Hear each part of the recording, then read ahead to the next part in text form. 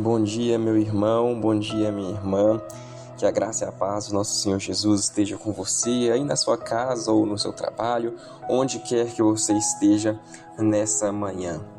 Eu gostaria de orar com você antes de tudo. Senhor Deus, obrigado por mais uma manhã. Obrigado porque as tuas misericórdias duram para sempre. Obrigado, Pai, porque a tua graça se renovou sobre as nossas vidas nessa manhã.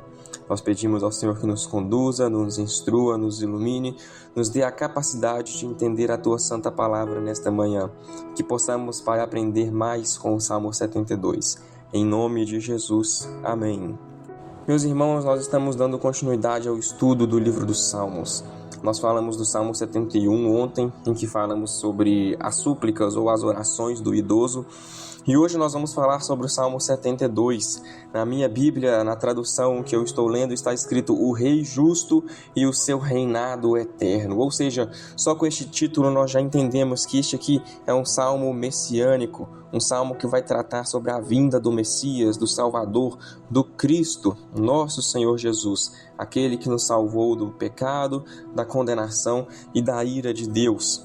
O Salmo 72, portanto, irmãos, ele é atribuído a Salomão, o filho de Davi. Ele ultrapassa qualquer reinado humano. O seu conteúdo, irmãos, ele se expande profeticamente desde a época dos reis até a época do Rei perfeito, Cristo, o nosso Salvador. Aqui, meus irmãos, nesse salmo se revela o ideal de um governo sobre a ótica divina, um reinado de justiça, de compaixão, um reinado universal que alcança todas as pessoas. Nós sabemos que nós já vivemos, ainda não na sua totalidade, mas nós já vivemos esse reinado de Cristo em nossas vidas. O texto ele começa já no verso 1. Concede ao rei, ó Deus, os teus juízos e a tua justiça ao filho de Davi. Ou seja, o texto ele começa pedindo que Deus ele conceda ao rei os seus juízos. O que isso significa?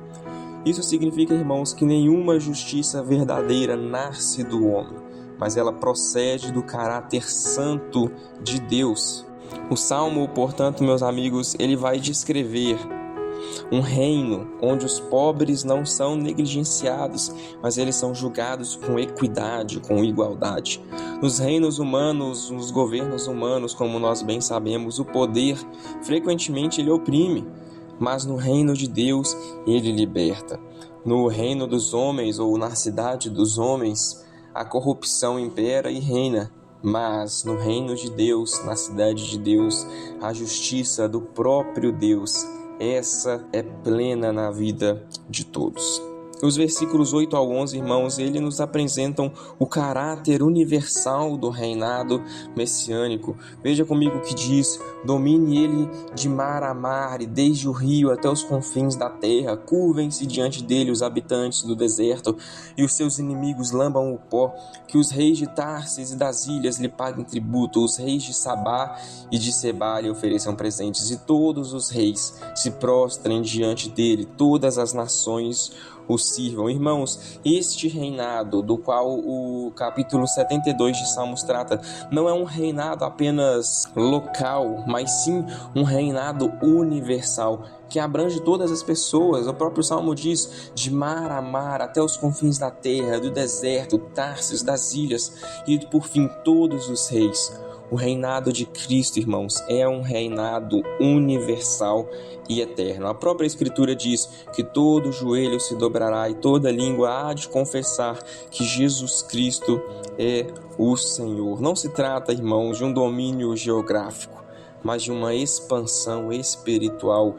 Cristo reina de mar a mar e ele começou o seu reinado quando ele foi pregado na cruz por nós.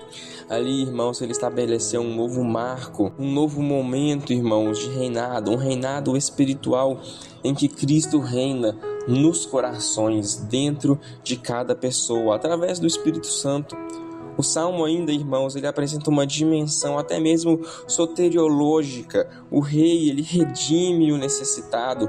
Veja comigo o que vai dizer no versículo 14. Ele os redime da opressão e da violência, e precioso lhe é o sangue deles. Irmãos, nenhum governante humano pode redimir, Nenhuma pessoa consegue redimir outra pessoa, ninguém é um corredentor de Cristo, mas apenas Cristo, apenas Ele nos redime. Apenas Ele nos livra do pecado, apenas Ele nos livra da opressão, da injustiça, de tudo aquilo que engloba o pecado. Cristo é aquele que nos livra, nos salva e inaugura em nossas vidas um novo tempo, um novo reinado, um reinado que é marcado pela presença daquele que é o príncipe da paz. O ponto, irmãos, final, culminante, ele é até mesmo escatológico. Olhem comigo o verso 19. Bendito para sempre o seu glorioso nome, e da sua glória se encha toda a terra. Amém e amém. Aqui, irmãos, ecoa o texto de Abacuque 2,14, o texto que vai falar sobre a esperança de um reino, uma esperança de um local plenamente manifesto, um local onde Cristo reinará presencialmente, fisicamente, visivelmente, e todos verão e todos confessarão que Ele é o Senhor e que Ele é o Rei dos Reis e Ele governará para sempre. Portanto, meus amigos, o Salmo 72, ele nos convida a confiar não apenas nos poderes temporais, mas no governo soberano de Cristo, nesse governo que não falha, que não tarda, mas que no momento oportuno e correto, ele virá ao encontro da sua igreja. Vivemos, meus irmãos, como súditos, como auxiliares de um rei eterno, cuja justiça é perfeita e cujo reino jamais será abalado. E a pergunta que eu faço a você que está me escutando: você quer fazer parte deste reino?